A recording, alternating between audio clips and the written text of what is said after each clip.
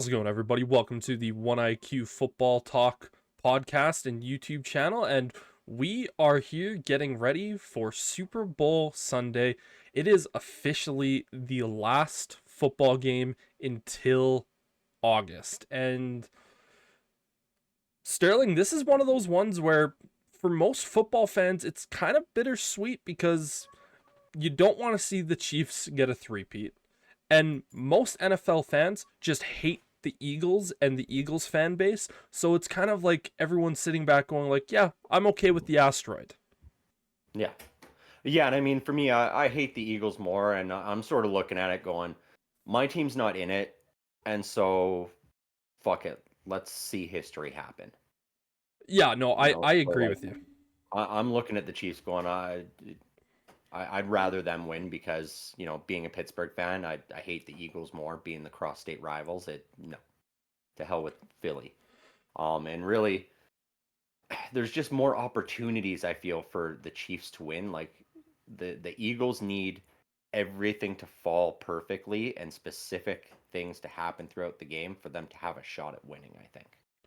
Yeah, I look at this game as someone who, granted, is a just a happy observer of what's gonna happen in this. I don't really have any dislike towards Kansas City. Again, Kansas City has been this team that has been villainized over these last couple of years just because they've been so good, and it's the same thing that happened with the Patriots. But for myself, I'm just sitting back going, the NFL in the Super Bowl era has never had a team win three consecutive titles. We've seen it in the NHL, we've seen it in baseball. I don't know, actually, we have seen it in baseball, but we've seen it in NBA all the time that happens. It's one of Hmm. those things where in football, it's just been kind of like we just haven't quite gotten that yet. And I want to see the history, like yourself. I'm someone that sits back and goes, you know what? If the Eagles win, I'm not going to be too terribly upset with that. I know there was a while there where I really disliked the Eagles, and ever since they drafted Jalen Hurts, I was kind of like, you know what? I respect this organization a little bit more because I'm a massive fan of Jalen Hurts, and I look at this and I go, man, you know what? I'm just here for a good, fun, exciting game. If I did have to pick a team that I would be slightly rooting for, it would probably be the Chiefs because, again, I do want to see that three-peat history. I always look at it like this. If this was the Chicago Bears going for the three-peat, I would say, of course, everyone's going to be pissed off, tired of us seeing us win because no one else is capable of beating us in the biggest game at the biggest moment. And for me, it's one of those things where if I was a Bears fan, I would be loving it at the moment. And you're not hearing Chiefs fans be apologetic, like, oh, sorry, my team's just better than everyone else. Sorry, we have the best coach, we have the best quarterback, we have the best coordinators. Like, I just continue to sit back and go, you can be pissed off at Chiefs for doing it, but if you were that fan of that organization and your team was in the same spot, you'd be loving it. Yeah, I think the issue a lot of people have is that most of the Chiefs fans, 5 years ago, 10 years ago, were wearing Patriots jerseys. Yeah. That's the issue I think a lot of the NFL fan base has is like you guys just jumped bandwagons from one, franchise to the next when they had a dynasty built, like big whoop. You just don't have much to cheer for. But for those of us that have been watching football for a long time, even without our team in it, it's entertaining to possibly see that history being made. And really there's just too much money in it for the NFL to not really hype this up. Yeah, this is a game that is. It really does feel like we have the two best teams squaring off against each other because there's been years past where we've looked at the Super Bowl and went, is this really the two best teams? Now, granted, sure, they were able to do this and that, but there's been times where we've looked at it and went, wow, that team kind of got Mhm. screwed up in this game and they weren't able to go on. And, I look back at 2018 and where we saw the Rams versus the Patriots. Those were not the two best teams in the NFL that year. They weren't. No. And you have two other teams in that Super Bowl, I think a lot more people would be entertained. Again, that was what, a 10-3 Super Bowl game. It was just ridiculously horrible. It But was a this battle is of coaches.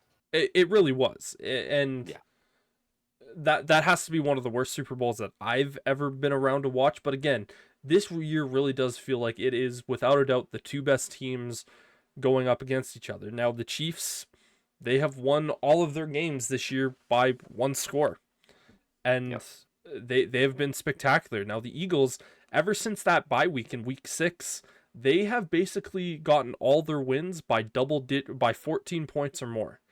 Like, you're going up against an unstoppable force versus an unmovable object, because the Chiefs, they just continue to find ways to win. There was times where we were sitting back going like, man, yeah, the Chiefs are undefeated at this point, but they're not the best team in the NFL. Like, they are just using nothing but black magic. But the Hmm. last 4 weeks of the season, excluding the final game of the regular season because they didn't have anyone, they were like, the Chiefs were like, okay, yeah, this is the Chiefs, and they turned it on when it needed to be turned on. And in the playoffs, they've been spectacular, man. Well, exactly, and that they always are. That's the thing is, through the season, it's almost we talked about it several times where it felt like they were almost holding back. They're like, we know we can get there. We know we can be good enough. So let's not play all our cards now. Let's not go so hard that we've got Chris Jones out hurt by the time we get to the playoffs, or Travis Kelce's out hurt by the time we get to the playoffs. If anything, let's play conservative, because then we'll start getting guys back like Juju Smith-Schuster and Hollywood Brown, and we'll be able to add these guys back into the lineup instead of getting weaker as the season goes on. So it was very smart the way they managed the roster this season.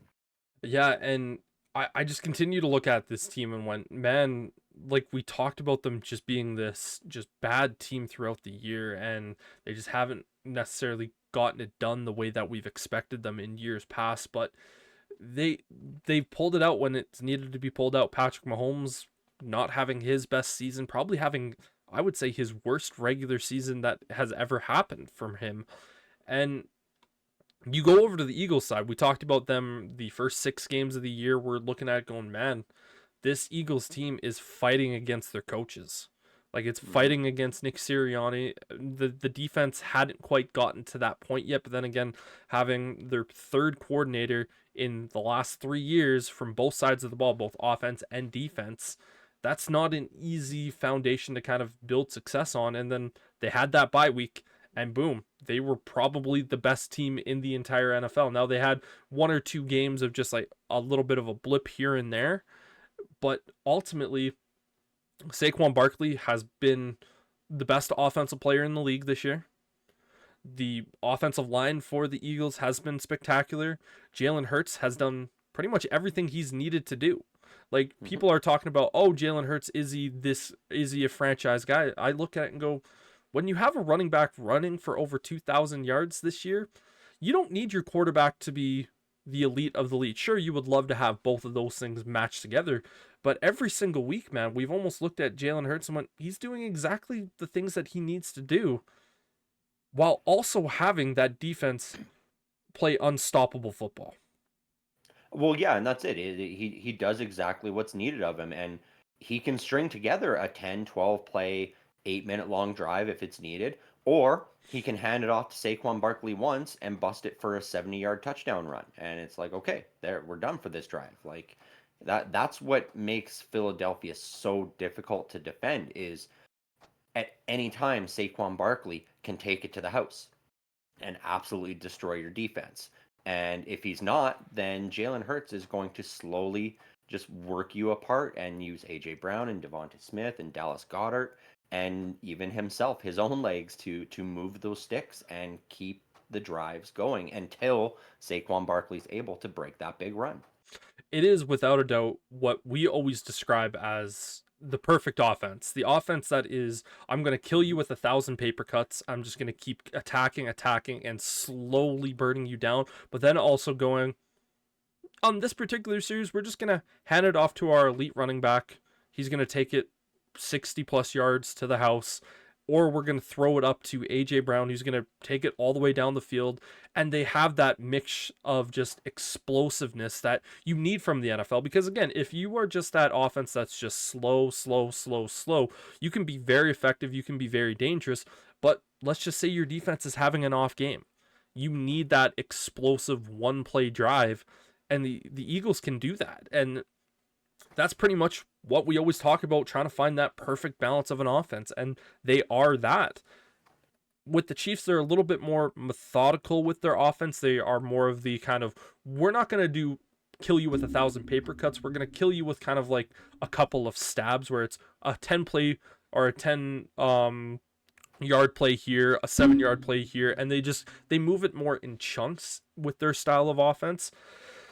But this is going to be a really fun battle because you get to watch the Chiefs offense versus that Eagles defense, but then you also get to watch that Eagles offense versus this Chiefs defense. And one of the battles that I am really, really excited to watch is Jalen Carter versus Trey Smith. Jalen Carter, obviously, the phenomenal defensive tackle for the Eagles, versus probably the best guard in football right now, Trey Smith.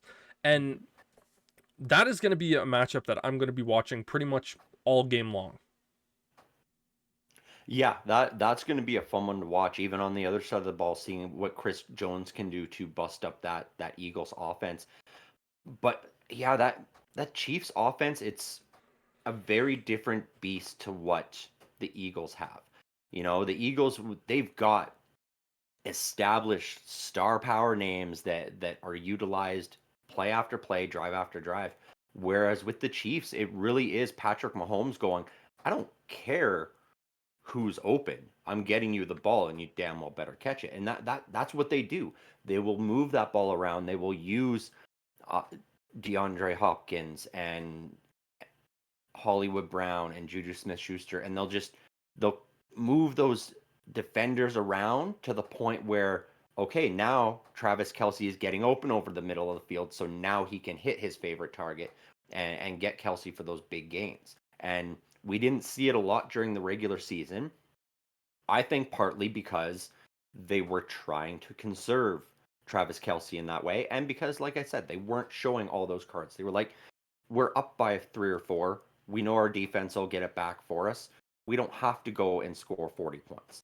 And so they weren't going all out and absolutely dismantling teams. Whereas in the playoffs, we've seen them do that more. Kelce has been held in check through some of those games, but this is the big one and could very well be the last one.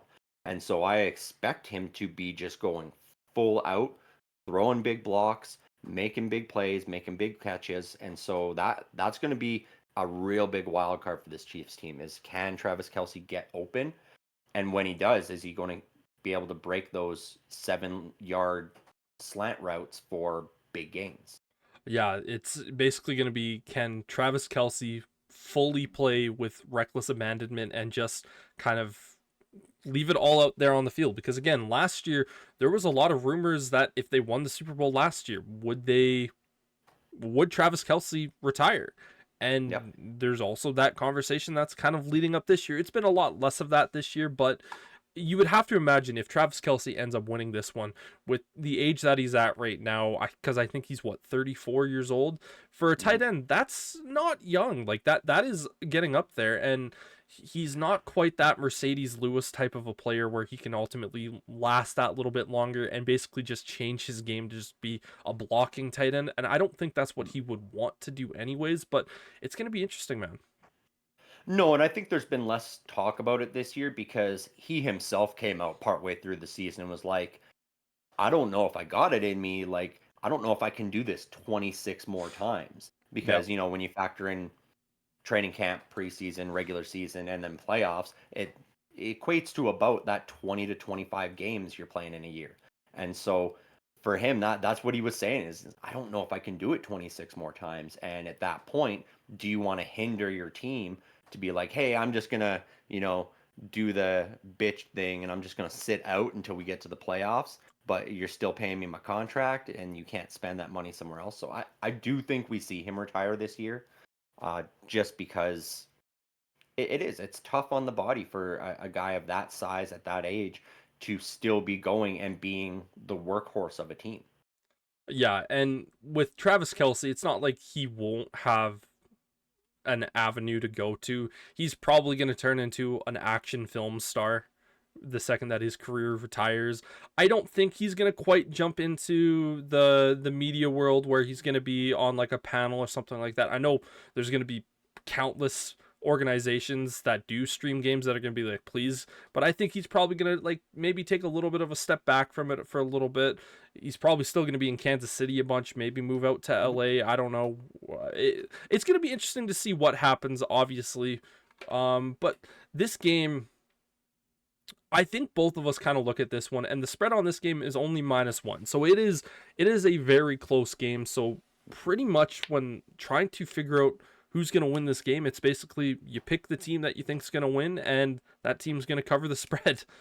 It is. This is just, I really don't know really how to explain it other than this is just a really close game. It will be, because I don't think this is going to be the time that the Eagles are able to blow out a team. I think this will be the one where it is much closer than any of the others have been. Because as you talked about earlier, the Eagles have been winning their games by double digits in a lot of cases, whereas the Chiefs have just been doing the comfortable thing and going, we're in the lead. We don't care if it's 20 points or 1 point. We're in the lead. We're going to win. Yep. And so that's a very different mindset. And I think that might lead to a little bit of frustration on the Eagles' parts when they find they can't pull away in the same way they've been able to against some of these other opponents they've faced. Yeah, if you're just a true football fan and you don't really have a care who wins this particular game, you're just there to watch it be exciting. One of the things that was kind of brought up this week that I thought was interesting was, what do you think would be more fun of a storyline to watch? The Eagles and how Jalen Hurts and their offense responds to being down 14-0, or if the Chiefs are down 14-0 in the early stages of the game. Like, which one do you think would be slightly more entertaining or interesting to watch? Because I feel like seeing the Eagles down 14-0, that would be one of those things of going, okay, how do you approach this game? Do you try to just run the ball continuously? Because I think that's what the Eagles need to do to win this game. Because, like what we talked about, even in this scenario, one Saquon Barkley run could make that a one-score game that quickly. Yeah, see, and I think if the Chiefs are up by 14, I don't think the Eagles, with that coaching staff, have the ability, and primarily the head coach has the ability to make that comeback. I think the frustration starts to set in, and that's when you see Nick Sirianni make the boneheaded moves that he does sometimes when he's frustrated and playing from behind. And so that it's much more dangerous, I think, for the Eagles to fall behind by multiple possessions, whereas the Chiefs with Andy Reid, I think even if they're down by 21, the Chiefs will be able to look at that and go, we can get that back.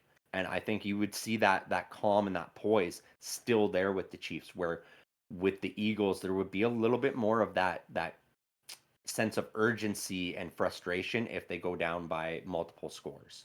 Yeah, another thing that I found interesting, when Mahomes is down by a score in the playoffs with the ball in his hands, he is 7-0. Mm-hmm. Like, you want to talk about a guy that is just unbelievably clutch when it comes down to the biggest lights at the biggest stages. Like, again, we've talked about Mahomes and his just playoff stats. Again, you take the last 17 games of his regular, or just his playoffs. Like, this is against the best of the best. He has over 4,000 yards. He has, I think, like 35 passing touchdowns. He has 8 interceptions, and he has a passer rating of like 95. Like, Yeah. this isn't just regular season stuff. Like, that is an MVP level year in the regular season, and he's doing that just in the course of his last 17 games in the playoffs. Now, his career, he's played 20 playoff games. He has 5,557 passing yards, 43 passing touchdowns, 8 interceptions, with 100 or 105 passer rating. just throughout his playoff career, which is, you look at that and go, man, like those are ridiculous numbers. They are. He's one of the best to do it in the playoffs. It's like he holds everything back and waits till playoff time, and then he flips that switch and goes, "Yeah, I don't need to have MVP regular season. I'm gonna have an MVP postseason." Yep. You know, and he does it year in and year out. And honestly, I think this game will likely shake out the same way. Yeah, it's he's already won the MVP awards. He's going, everyone else can kind of do that. I've already got my two. I'm probably going to win a few more in my career anyways. I don't care about it. All I care about now is winning Super Bowls, and if he wins this one here today, that's number 4 for him at this point. And last week, I know we talked about during our podcast, go check that out as well. We talked about Tom Brady potentially having the Lombardi Trophy be called the Tom Brady Award, or the Brady Trophy, whatever it would be called. And we both kind of said, like, hey, let's slow down here. There's this guy named Patrick Mahomes who's only 29 years old, who could win his 4th Super Bowl this year, and maybe still, like, let's just say he plays till he's 36. He could easily win 4 more Super Bowls during that time. Like, it is without a doubt very, very possible. And so, but for me, I think the bigger thing is, what is this going to be the reception for Jalen Hurts if he can't get this game done? Yeah, and that's an issue I have, is I don't feel like it should be put on Jalen Hurts if the Eagles can't get it done here. We've talked about it for the last couple of seasons, multiple times throughout the season. If there's any source of problem on this Eagle team, it starts with the head coach, Nick Sirianni. And so, unfortunately, Jalen Hurts likely will be the scapegoat if they can't get it done here. But I know a lot of football fans will be looking at it and going, no, it's Nick Sirianni that's the problem, not Jalen Hurts. And that's where I stand on it. It'll be unfortunate, but even if you don't get it done, like, as an organization, you can't look at that and go, oh, well, that's not our guy. You know, he can only get us to the Super Bowl. And it's like, man, there's 20 other guys in the league that can't even get their team to a Super Bowl, can't even get their team to a conference championship. And Guys so, that can't even get their team to a playoff. right? Like, do you really want to play with that fire of, oh, maybe Jalen Hurts isn't the guy? Jalen Hurts is the guy. You know, it's simple as that. It's, if you guys can't get it done, you're going up against a juggernaut in Kansas City. So, I mean, that's got to be factored in. And I still believe it needs to be the coaching that changes, not the quarterback for this Eagles team. And they'll be able to maintain success. Because if they were to, for some reason, go off their quarterback and go, no, we're going to move him out and we're going to bring somebody else in, make some blockbuster trade for another, just a quarterback swap or something, we see the Eagles take a serious back step. You know, all of a sudden, then Saquon Barkley's going, oh, great, now I have to be the guy again. Whereas the reason he's been so successful is because he doesn't have to be.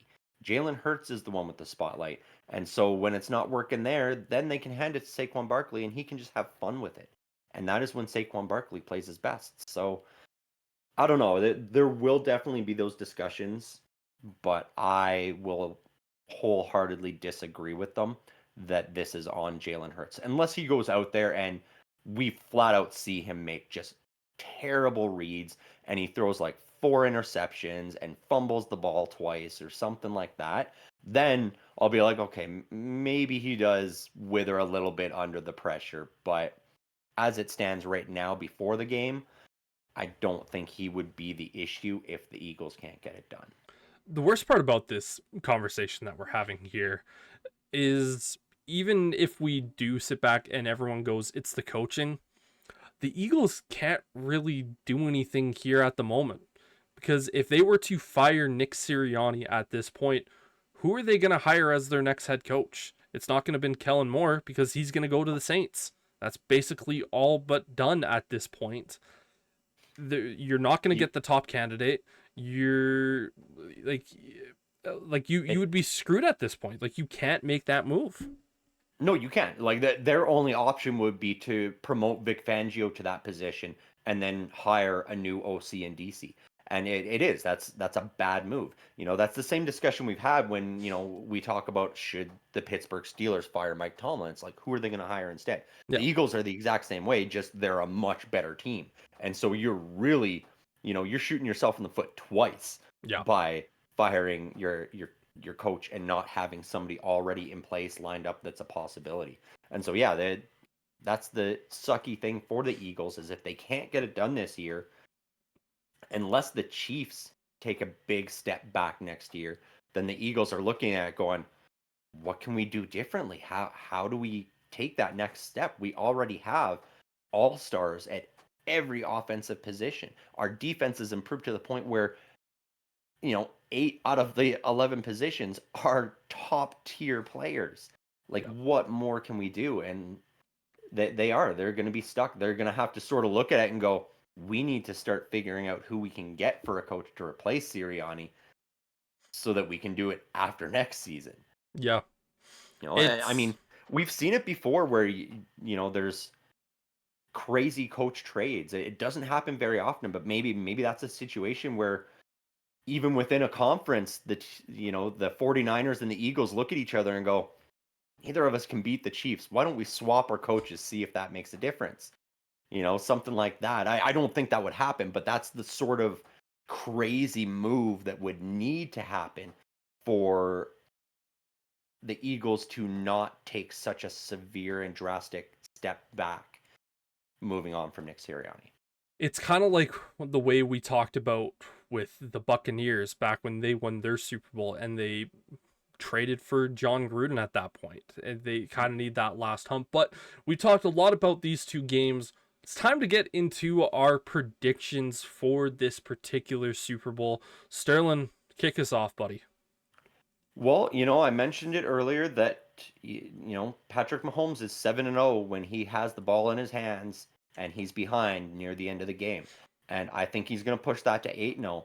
I expect this game to be well scoring. It's not going to be low. It's not going to be a massive shootout either. I don't think we're not going to see like 50 plus points put up or anything like that.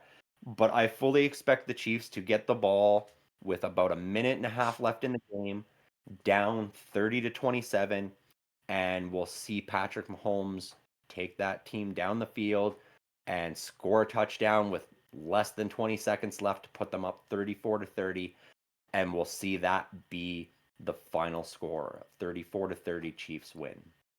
Yeah, this is going to be a game that I think is going to be one of the most entertaining Super Bowls that we've seen in a while. I know it's two teams that most of America don't really want to see win a Super Bowl at this point. I think the Chiefs are going to win. There's this phrase that we used for years and years and years where it was, you don't bet against Tom Brady and Bill Belichick. Well, guess what? That phrase is now, you don't bet against Andy Reid and Patrick Mahomes. And I think that that phrase is actually even better than Tom Brady and Bill Belichick, because they just work so damn well together. And I think this is going to be a little bit less high scoring than yourself, but I still think it's going to be a competitive game. I think the Chiefs are ultimately going to win this 27-24. I think it's going to be one of those scenarios where it could be a 24-24 game. The Chiefs just march it down the field, kick that last second field goal. I'm not super happy that Harrison Butker would ultimately be getting the Super Bowl win in this scenario, but I do think it's going to be either a situation where it's 20-20 or 24-20 or 24-24 with the ball in Mahomes' hands, last second game, and just marching it down the field to ultimately get the victory. And yeah, unfortunately for the Philadelphia Eagles and Jalen Hurts, they just can't get it done against this Kansas City Chiefs team, and this was the team that they beat 2 years ago to start this three-peat, and they're going to be the team that ultimately allows them to have this three-peat victory. And I'm, needless to say, I'm looking forward to the Super Bowl, man. Yeah, I'm excited. As we talked about at the top of the show here, it's bittersweet. It's the last football game we're going to get for 6 months, but at least we're getting the best possible matchup we could have asked for, even if none of us wanted to see these two particular teams. It's the two best teams. It's going to be good football. There's going to be drama. There's going to be controversy. it'll be entertaining to watch, and that's all we can ask for with the Super Bowl, really. And I want to thank you all very much for watching this Super Bowl preview video for Sterling. I'm Brendan, saying peace.